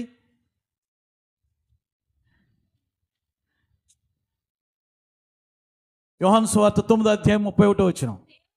దేవుడు పాపుల మనవి ఆలకించడు అని తెలుసు. ఎప్పటైనను దేవ భక్తుడై ఉండి ఆయన చిత్తము చొప్పున జరిగించిన ఎడల ఆయన వాని మనవి దేవునికి స్తోత్రం, హల్లెలూయా. తమకు నిజముగా మొర్రపెట్టు వారి ఎడల ఆయన సమీపంగా ఉంటాడు, సరే. కానీ ఎవరైనా దైవభక్తులుగా ఉంటేనంట ఆయన చిత్తము చొప్పున జరిగించాలంట. అప్పుడు వాళ్ళ మనవి ఆయన ఆలకిస్తాడట. చూసారా? ప్రార్థన అనేటువంటిది నేర్చుకునే ప్రార్థన ఒకటి ఉంటుంది, వాళ్ళు వీళ్ళు చేస్తున్నటువంటి ప్రార్థనను బట్టి వెళ్ళిపోయే ప్రార్థన ఉంటుంది, లేకపోతే వచ్చి రానేటువంటి ప్రార్థన ఉంటుంది. అది కాదు. కానీ అన్న ప్రార్థన చేసింది బిడ్డల కోసం, ఆలకించాడు దేవుడు. దేవునికి స్తోత్రం, హల్లెలూయా. షడ్రకు మేషకు అబేద్నెగోలు ప్రార్థన చేశారు, దేవుడు అక్కడ ప్రత్యక్షమయ్యాడు. దానియేలు గారు ప్రార్థన చేశారు, సింహపు బోనులోనికి దేవుడు ఏం చేశాడు? సింహాలను నోళ్లను కట్టడానికి అక్కడికి వచ్చేసాడు. వాళ్ళు ఎలా ప్రార్థన చేశారు? వాళ్ళు ఏ స్థితిలో ఉండి ప్రార్థన చేశారంటే దైవ భక్తులై. దేవునికి స్తోత్రం, హల్లెలూయా. ఆయన చిత్తము చొప్పున జరిగించు వారిగా వాళ్ళు ఏమయ్యారో తెలుసా? నడుచుకున్నారు. ఆమేన్. ఆయన చిత్తము చొప్పున, లేకపోతే వాళ్ళు చేసుకున్నటువంటి సమర్పణను ఏం చేశారంటే వాళ్ళు అన్న ఏమంది? నాకు బిడ్డనిస్తే నేను ఇంజనీర్ని చేస్తానందా? నాకు బిడ్డనిచ్చినట్లయితే నేను కలకటేరుని చేస్తానందా? నాకు బిడ్డనిస్తే నీకు వదిలేస్తాను నాయన, నీకు వదిలేస్తానంతే. నా మాటను నేను పోషించుకుంటాను, పోషించుకో నువ్వు. దేవునికి స్తోత్రం, హల్లెలూయా. షడ్రకు మేషకు అబేద్నెగోలు వాళ్ళు బానిసలుగా జీవిస్తున్నప్పటికీ కూడా భయభక్తులు కలిగి, దేశభక్తులు కాదు సుమా, ఇక్కడ బాగా దైవ భక్తులై ఉండి అని చెప్పి రాయబడి ఉంది. దేశభక్తులు కాదు. వాళ్ళు పరాయి దేశంలో ఉన్నారు, బబులోను దేశంలో ఉన్నారు. బబులోను రాజు పెడుతూ ఉన్నటువంటి కూడు తింటున్నారు, ఆయన పెడుతూ ఉన్న ఉప్పు పులుసు తింటున్నారు. కానీ ఆ దేశభక్తి లేదు. ఎవరి భక్తి ఉంది? దైవభక్తి. దేవునికి స్తోత్రం. దేశభక్తి కంటే దైవభక్తి చాలా గొప్ప. నీ దేశాన్ని కాపాడాలన్నా, నువ్వు ఉన్నటువంటి ప్రాంతం కాపాడబడాలన్నా, నువ్వు ఉన్నటువంటి గృహం దీవించబడాలన్నా ఏ భక్తి ఉండాలి? దైవభక్తి. దేవుడు నన్ను చూస్తున్నాడు, దేవుడు నేను మాట్లాడుతున్నటువంటి మాట వింటున్నాడు, దేవుడు నేను ఏ అయితే పనులు చేస్తున్నానో ఆ పనులను ఆయన గ్రహిస్తూ ఉన్నాడు. నేను అన్యాయంగా బ్రతికేనా, నా బ్రతికేమైపోతుంది? పెంటపాలు అయిపోతుంది. నేను నీతిగా జీవించాలి. ఎస్, నీతియుక్తమైనటువంటి బ్రతుకు ఇవ్వడానికే యేసయ్య ఏం చేసిన? తనకు తానుగా అర్పించుకున్నాడట. ఇక్కడ ఉన్నటువంటి గాడిద కట్లు కట్టబడి ఉండగా పరిచారకులను చూచి ఏమన్నాడో తెలుసా? ఆ గాడిద కట్లు మీరు విప్పండి. ఈరోజు దేవుని బిడ్డలుగా ఉన్నటువంటి మనం ఏ కట్టల చేత కట్టబడి ఉన్నాము? విప్పబడినటువంటి స్థితి. అసలు ప్రభు యొక్క సన్నిధికి వచ్చామా విప్పబడినట్లుగానే మనం ఫీల్ అవ్వాలి. ఏం చేతనంటే ఈ లోక సంప్రదాయాలు, ఈ లోక పడికట్లు, ఈ లోక సిద్ధాంతాలు అన్నింటినీ కూడా మనం ఏం చేసాం? స్వస్తి చెప్పేసేసాం. ప్రభు యొక్క చట్ట ప్రకారముగా, దేవుని యొక్క వాక్యానుసారముగా, పరిశుద్ధాత్మ యొక్క నడిపింపును బట్టి మనం ఏం చేస్తున్నామంటే దేవునికి అనుగుణంగా మనం ఏం చేస్తున్నాం? నడుచుకుంటూ ఉన్నాం. ఈ ఏలుబడి మన మీద ఉన్నప్పుడు, పరిశుద్ధాత్మ దేవుని యొక్క ఏలుబడి నడిపింపు కృమరింపు మన మీద ఉన్నప్పుడు సాతానుగాడు కట్లు కట్టలేడు. కానీ దైవ సన్నిధికి వస్తున్నప్పటికీ కూడా కట్టబడినటువంటి వాళ్ళగా ఉన్నామేమో ఒకసారి ఆలోచన చెయ్యాలి. ఒకసారి యేసయ్య సమాజ మందిరానికి వెళ్ళాడు. అందరూ వచ్చి కూర్చున్నారు. మెట్లు ఎక్కలేక ఎక్కలేక ఎక్కలేక ఒక ఆవిడ పాపం వచ్చి కూర్చుంటుంది. ఎందుకో యేసయ్య చూపు ఆవిడ మీదకి వెళ్ళింది. వాక్యం అయిపోయిన తరువాత ఆమెను పిలిచాడు యేసయ్య. ఇలా రా అమ్మా. ఆ ముందు కూర్చున్నటువంటి వాళ్ళు బహుశా చెప్తున్నారేమో, ప్రభువా అసలు రావటమే గ్రేటు, మరలా నీ దగ్గరికి రావాలంటే చాలా టైం పడుతుంది ప్రభువా, ఎందుకు ఆమెను అలా ఉంచే? నేను పిలుస్తున్నాను కదా, మీకెందుకురా బాధ? నేను పిలుస్తున్నాను కదా, మీకెందుకు బాధ? ఆమె పాపం ఇలా వంగిపోయి ఇలాగా ఏం చేస్తుంది, నడుచుకుంటూ వచ్చింది. ఆ రోజు విశ్రాంతి దినం. ప్రభు వాక్యం చెప్పాడు. ప్రభు వాక్యం చెప్పాడు, అది విశ్రాంతి దినం. అడుగుతూ ఉన్నాడు, అమ్మా ఈ పరిస్థితిలో ఉండి నువ్వు ఎన్ని సంవత్సరాల నుంచి వస్తున్నావురా అని అడిగాడు. దేవుణ్ణి దర్శించుకోవటానికి, దేవునితో మాట్లాడటానికి, దేవునికి ఇవ్వడానికి, దేవుని యొక్క సన్నిధిలో ప్రార్థన చేయటానికి, దేవుడు చేసినటువంటి మేలులు సాక్ష్యం రూపంలో చెప్పుకోవటానికి నువ్వు ఎన్ని సంవత్సరాల నుంచి వస్తున్నావు ఈ యొక్క దైవ సన్నిధికి? చాలా సంవత్సరాల నుంచి వస్తున్నానయ్యా. మరి ఎన్ని సంవత్సరాల నుంచి ఈ యొక్క నడుము వంగిపోయింది? 18 సంవత్సరాల నుంచి అయ్యా. ఎన్ని సంవత్సరాల నుంచి? 18 సంవత్సరాల నుంచి అయ్యా.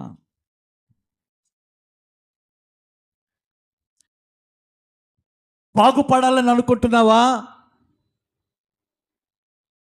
అయ్యా అనుకుంటున్నాను. బలహీన పరుచు దెయ్యమా ఈమెను విడిచిపో అన్నాడంతే. ఏ దెయ్యం అది? ఏ ఆత్మ? బలహీన పరుచు దెయ్యమా. సాతానుగాడు కట్టేస్తాడు. ఆదివారం వచ్చేసరికి కాళ్ళకు సంఖ్యలు వేస్తాడు. జాగ్రత్త. సంఖ్యలు ఎప్పుడైతే వెయ్యబడ్డాయో నువ్వు మందిరానికి రావు. ఇంకా చుట్టాలు వచ్చారనో, లేకపోతే వంట చేసుకోవాలనో, లేకపోతే ఊరికి వెళ్ళాలనో, లేకపోతే ఫోన్ వచ్చిందనో, ఇంకా దానిలోనే ఇక్కడ నడుము వంగగొట్టినా బాగా అర్థం చేసుకోండి. ఏం చేతనంటే ప్రతి మనిషికి కూడా బ్యాక్ బోన్ ఉండాలి. బ్యాక్ బోన్ కనుక లేకపోయినట్లయితే కుటుంబాలు విచ్ఛిన్నమైపోతాయి. మనకు సహాయం చేసేది బ్యాక్ బోనే. మన ఔన్నత్యాన్ని నిలిపేది బ్యాక్ బోనే. మనకు ఒక గుర్తింపును కలగజేసేది బ్యాక్ బోనే. ఆ సంఘానికి ఒక గుర్తింపుగా, ఆ సంఘంలో వస్తూ ఉన్నటువంటి కార్యక్రమాలకు ఒక పెద్దగా ఆ మనిషి ఉన్నదేమో. బహుశా ఈమెను గనక కృంగ చేసినట్లయితే, ఈమె యొక్క నడాన్ని కట్టేసినట్లయితే ఈమెను బట్టి 10 మంది ఆగిపోతారు అన్నట్లుగా సాతానుగాడు ఏం చేశాడు? కట్టేశాడు. ఇదే సాక్ష్యం నేను విన్నాను మొన్న ఆదివారం నాడు. వైజాగ్ వెళ్ళాను కదా, సోమవారం నాడు ఒక తల్లి చెప్పింది సాక్ష్యం. అయ్యా నేను మందిరంలో ఎంతో ఘనంగా నేను వాడబడతాను. నన్ను బట్టి 10 మంది ఏం చేస్తారంటే ఆ సంఘాన్ని క్లీన్ చేస్తూ ఉంటారు.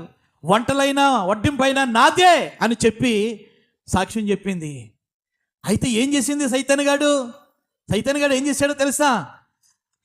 ఆ యొక్క మందిరం అంతా, కార్యక్రమం అంతా కూడా అయిపోయిన తర్వాత, మందిరం అంతా కడిగేసిన తర్వాత కిందకు దిగుతుంది. మెట్లు కిందకు దిగుతుంది. ఇంకా కింద మెట్టు దిగి ఫ్లోర్లోకి వచ్చేస్తుంది అనమాట. ఇలాగా అంతే. ఇక్కడ ఏమైపోయిందో తెలుసా? ఆ కింద మెట్టు దగ్గర ఏమైపోయిందో తెలుసా? మొత్తం బెండ్ అయిపోయింది. కాలు బెండ్ అయిపోతే ఈ యొక్క ఆ మోకాల దగ్గర ఉన్నటువంటి నరము ఎముక కూడా ఏమైపోయింది? చుట్లిపోయింది. ఎంత శోధన చూడండి. నిజానికి ఆమెకు అసలు ఎన్నో ప్రశ్నలు అనేటువంటివి రావాలి.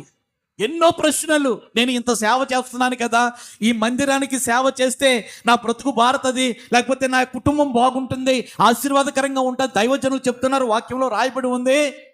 నేను ఇంత సేవ చేశాను, దేవుడు ఇలా చేస్తాడా? ఒక్క మాట కూడా దేవుడు అనలేదండి. దేవునికి స్తోత్రం, హల్లెలూయా. అర్థమైంది? ఒక్క మాట కూడా అనలేదు. ఎవరో తెలుసా? మన ఎస్తేరమ్మ గారి యొక్క తమ్ముడు యొక్క భార్య ఎంత గొప్ప సాక్ష్యమో. చాలా అద్భుతమైనటువంటి దేవుని యొక్క బిడ్డల ఆపరేషను చేశారండి. ఇంత అవుతుంది అన్నటువంటిది ఏమాత్రం కూడా డబ్బులు అవ్వకుండా దేవుడు గొప్ప ఆపరేషను చూసా. ఇరుకులో విశాలత కలగజేస్తాడు. ఆమేన్. యోబు లాంటి ఓర్పు మన యొక్క భక్తిలో, మన యొక్క జీవితంలో ఏదైనా ఒక సమస్య వచ్చినప్పుడు యోబులో ఉన్నటువంటి ఓర్పు మనలో ఉంటే కట్టబడం. ఇంకా తాళతోటి, అర్థమైందా? తాళతో కట్టబడం. నిన్ను అనేక మందికి ఒక శిరస్సుగా, ఒక తలగా ఉంచాలని దేవుడు ఆశపడుతూ ఉన్నప్పుడు ఆ తలగా ఉన్నటువంటి దానినే సాతానుగాడు ఏం చేస్తాడు తెలుసా? బలహీనపరచడానికి ఏం చేస్తాడు?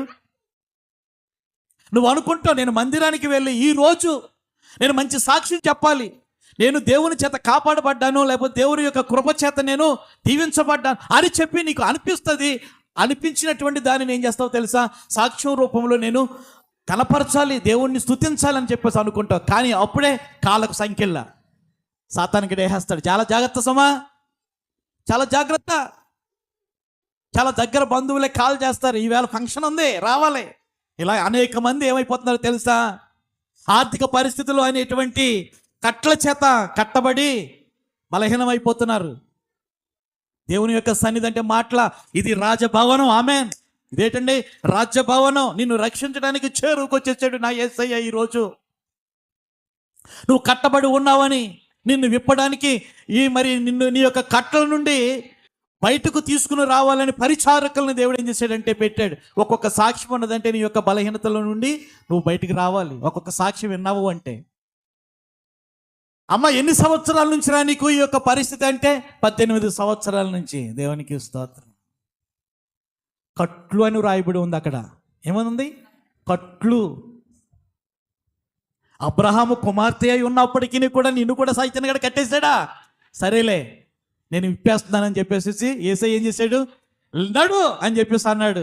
నుంచో సరిగా. ఆమె ఏం చేసింది? ఈ విధంగా నడిచినటువంటి ఆమె స్ట్రైట్గా నిలబడింది. ఆమె ఎవరు చేయలేనటువంటి కార్యము. నీకు దేవుడు సమీపముగా ఉన్నాడు అంటే నీ కన్నీటిని తుడిచి పన్నీరుగా మార్చాలని, నీ దుఃఖాన్ని నాట్యంగా మార్చాలని, నీ కట్లని విప్పడానికే పరిచారకులమైనటువంటి మనల్ని దేవుడు నీ పట్ల ఉంచాడు. దేవునికి స్తోత్రం. నీ దగ్గర ఉంచాడు. కాబట్టి దేవుడు ఇచ్చినటువంటి పని ఏదైతే ఉందో, ప్రభువా నా భర్తను నేను మార్చుకోవాలి, నా భర్త కట్టబడి ఉన్నాడు, నా అత్త కట్టబడి ఉంది, నా కోడలు కట్టబడి, నా బిడ్డలు కట్టబడి ఉన్నారు, వాళ్ళను విప్పే బాధ్యత నాదే. ఏ మాట చెప్పి లేకపోతే ఏ ప్రార్థన చేసి నేను విప్పాలి? నువ్వు సెలవీనాయినా అని చెప్పి నువ్వు సిద్ధపడాలి. ఆమెన్. ఏం చేయాలి? సిద్ధపడాలి. ప్రభువా నువ్వు ఏం చెప్తావు అది చేస్తావని చెప్పి సిద్ధపడ్డారు. ఎవరు? పరిచారకులు. పరిచారకులు చేసినటువంటి పనులను బట్టి దేవుడు మహిమ పరచబడ్డాడు. ఆమేన్. హల్లెలూయా. పరిచారకులు చేసినటువంటి పనిని బట్టి దేవుడు మహిమ పొందాడు. ఆమేన్. ఘనత పొందాడు. ఆమేన్. హల్లెలూయా. కట్లు విప్పే బాధ్యత మందే. లాజరు చచ్చిపోయాడు. చూడటానికి 4 దినాల తర్వాత ప్రభు యొక్క శిష్యులు వెళ్ళారు. అమ్మ ఎక్కడ ఆయన యొక్క సమాధి? ఆయన సమాధి ఎక్కడ? అదిగో ప్రభు అక్కడ. సరే ఆ బండను తొలగించండి. అక్కడ ఉన్నటువంటి వాళ్ళు తొలగించారు. లాజరు రా బయటికి అని చెప్పేసి పిలిచాడు. అంతే. చచ్చిపోయినటువంటి వ్యక్తి. అప్పటికి ఎన్ని దినాలు అయింది? 4 దినాలు అయింది. దేవునికి స్తోత్రం. హల్లెలూయా. చనిపోయినటువంటి లాజరు ఏ కట్లతో వచ్చాడంట? అసలు శవానికి కట్లు కడతారా? శవానికి కట్లు కడతారా? ఒకవేళ కట్లు కట్టి మనము సమాధి చేసినప్పటికీ కూడా ఆ కట్లు కట్టనట్టుగానే ఈ ఎముకలు ఉంటాయా? ఉండవు కదగా. ఉండవు, చల్లచెదురైపోతాయి. కట్లు కట్టేశారంట శవానికి, లాజరు యొక్క శవానికి. అని చేత ప్రేత వస్త్రాలతో ఏమైపోయాడు? వచ్చేసాడు, బయటకు వచ్చేసాడు. అప్పుడు యేసయ్య దగ్గరికి వెళ్ళి కట్లు ఇప్పాడు అనుకుంటున్నారా? చెప్పండి. చచ్చిపోయినటువంటి స్థితిలో సమాజం ఉంది. ఆమేన్. అర్థమైంది కదా? నీతి విషయంలో కానీ, ధర్మం విషయంలో కానీ, సత్యం విషయంలో కానీ పరిశుద్ధత విషయంలో కానీ యథార్థత విషయంలో కానీ ఎలా ఉంది? చచ్చిపోయినటువంటి స్థితిలో ఉంది లోకం. మన యొక్క సమాజం, మన యొక్క బంధువులు.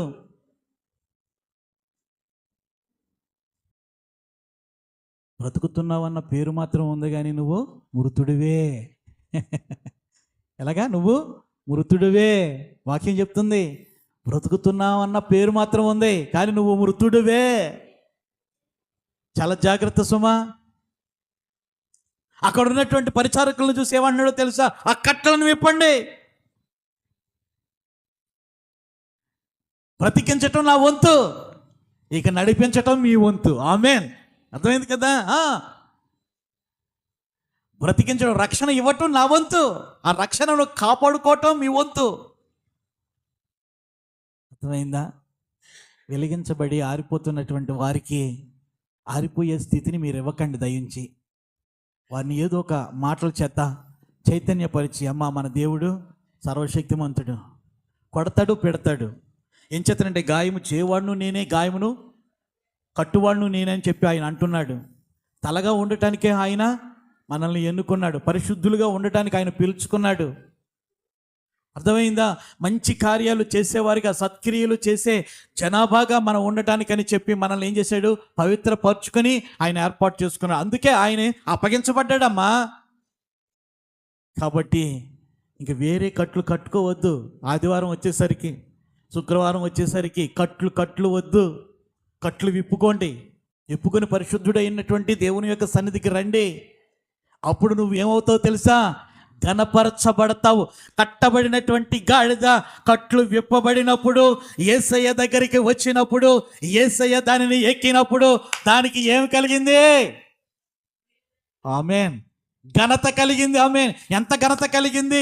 అంతవరకు కూడా దాన్ని ఛేదరించుకున్నవారు, అంతవరకు కూడా దాన్ని శపించినటువంటి వారు, అంతవరకు కూడా దాని యొక్క ముఖం చూడనటువంటి వారు యేసయ్య ఎప్పుడైతే ఎక్కాడో, కొమ్మల చేత పట్టుకొని వచ్చుచున్నటువంటి గాడిద దారిలో ఏం చేశారో తెలుసా?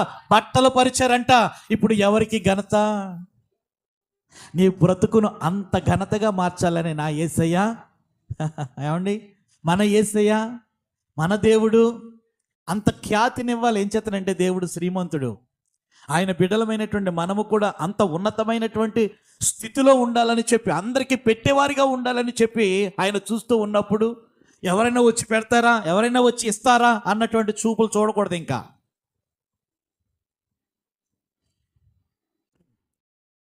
నిజంగా ఆనంద బాష్పాలు వచ్చేసి ఉంటాయి ఆ గాడిదకి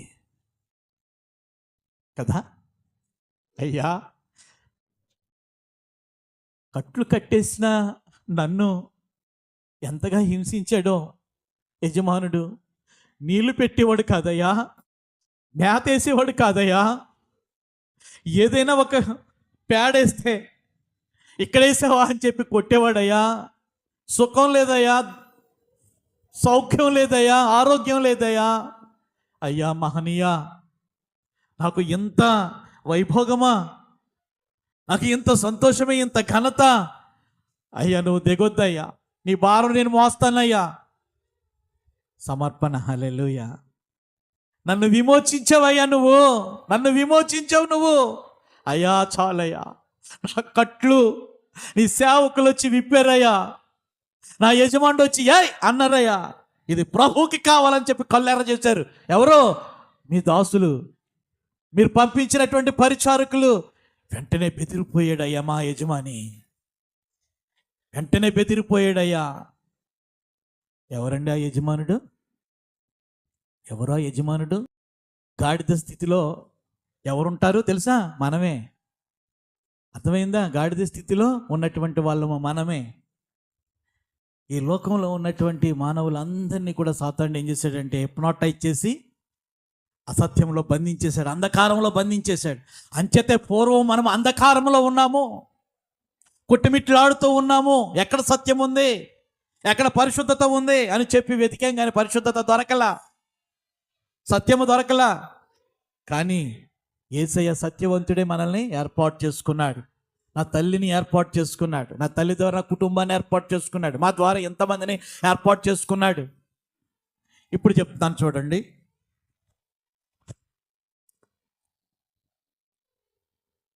యెరూషలేముకు యేసయ్య వెళ్తున్నాడు కదా. కట్టబడి ఉన్నటువంటి గాడిద దగ్గరగా యేసయ్య ఉన్నాడు. ఇప్పుడు కట్టబడినటువంటి గాడిద యేసయ్య ఎక్కగానే ఎక్కడికి వెళ్ళింది? యెరూషలేము వెళ్ళింది. దేవునికి స్తోత్రం, హల్లెలూయా. మా చుట్టాలు ఉన్నారయ్యా, అక్కడికి వెళ్తారా అన్నదా? నా బంధువులు ఉన్నారు, నా ఫ్రెండ్స్ ఉన్నారు, కాలేజీ మెట్స్ ఉన్నారు, రూమ్మేట్స్ ఉన్నారు అని అందా? ప్రభువా, నువ్వు ఎక్కడికంటే నేను అక్కడికి వచ్చేస్తానయ్యా. వెళ్ళటం దాన్ని ఎక్కడికి తీసుకుని వెళ్ళాడు? యెరూషలేము తీసుకుని వెళ్ళాడు. మనలను సమీపముగా ఉండి రక్షించే రక్షకుడైనటువంటి యేసురాజు ఎక్కడికి తీసుకుని వెళ్ళడానికి? నూతన యెరూషలేము తీసుకుని వెళ్ళటానికి నేను వెడుతున్నాను, మళ్ళీ తిరిగి వస్తాను. నువ్వు సిద్ధపడి ఉండే, కట్టబడి ఉండకూడదు. నువ్వు కట్టబడి ఉండకూడదు సుమా. నీ కట్లు విప్పే నేను ఏం చేశాను? రక్షణ ఇచ్చి వెలుగులోనికి నడిపించాను. నువ్వు నా సాక్షిగా ఉంటావని, నువ్వు నా పాత్రగా ఉంటావని, నీవు నా భారము మోస్తావని చెప్పి నీకేం చేశానో తెలుసా? విడుదలని ఇచ్చాను. నేను వాగ్దానం చేస్తూ ఉన్నాను, నేను వస్తాను, మరలా నేను తీసుకుని వెళ్తానని. నువ్వు ఎందుకు ఆర్పేసుకున్నావు? నువ్వు ఎందుకు సిద్ధపడలేదు? బుద్ధిగల కన్యకులు ఎక్కడికి వెళ్ళిపోయారు? బుద్ధిగల కన్యకులు రాజు దగ్గరికి వెళ్ళిపోయారండి. లోపలికి వెళ్ళిపోయారు రాజు దగ్గరికి. కానీ బుద్ధి లేనటువంటి కన్యకలు, బుద్ధి లేని కన్యకలుగా మనం ఉండకూడదు. సిద్ధపడదాం. ఈరోజు విమోచింపబడినటువంటి వారముగా మనము పిలువబడుతూ ఉన్నాం. మనల్ని విమోచించినటువంటి వాడు, మనకి విడుదలని ఇచ్చినటువంటి వాడు ఎవరో తెలుసా? యేసయ్య. దేవునికి స్తోత్రం, హల్లెలూయా. కాబట్టి మనము కూడా ఆయన యొక్క రాజ్యములో పరిచారకులుగా ఉన్నాము. కాబట్టి మన గృహములో ఉన్నటువంటి వారిని విప్పడానికి ప్రయత్నం చేసి, ప్రార్థన చేసి వారిని దైవ సన్నిధికి నడిపిందాం. దేవుడు ఎంతో భారం పెట్టాడు, ఎంతో బాధ్యత పెట్టాడు. బాధ్యతాయుతమైనటువంటిది. నిజానికి ఆ యొక్క ఆ గ్రామానికి వెళ్ళడం ఎంతో సాహసించి వెళ్ళారు, ఎంతో ధైర్యంగా వెళ్ళారు. ఏం చేతనంటే పరాయి వాళ్ళ యొక్క వస్తువు మనం ముట్టుకోకూడదు, పరాయి వాళ్ళ యొక్క జంతువును మనం తాకకూడదు. వాళ్ళ యొక్క పర్మిషన్ లేకుండా. పర్మిషన్ అవసరం లేదు, నేను చెప్తున్నాను కదా, విప్పండి అన్నాడు అంతే దేవుడు. ఆమేన్, హల్లెలూయా. నిజంగా మన యొక్క రాజు ఈ దేశానికి సంబంధించినటువంటి రాజు కాదు, ఈ లోకానికి సంబంధించినటువంటి రాజు కాదు. సమస్త సృష్టిని సృష్టించినటువంటి సృష్టికర్తగా ఉన్నటువంటి, సమస్త లోకాలను ఏలేటువంటి రాజు అయి ఉన్నాడు. కాబట్టి ఆ రాజు యొక్క శాసనాన్ని మనము కనపరిచి ఆయన ఇచ్చినటువంటి ఆజ్ఞ ప్రకారంగా మనం బ్రతికినట్లయితే మన యొక్క జీవితాలు ఎలాగుంటాయి తెలుసా? ధన్యమవుతాయి.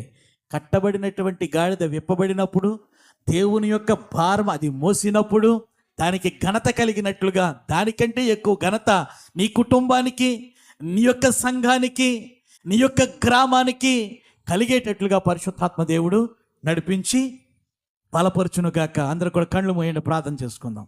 పరిశుద్ధుడు అయిన మా ప్రభువా, మీకు వందనాలు.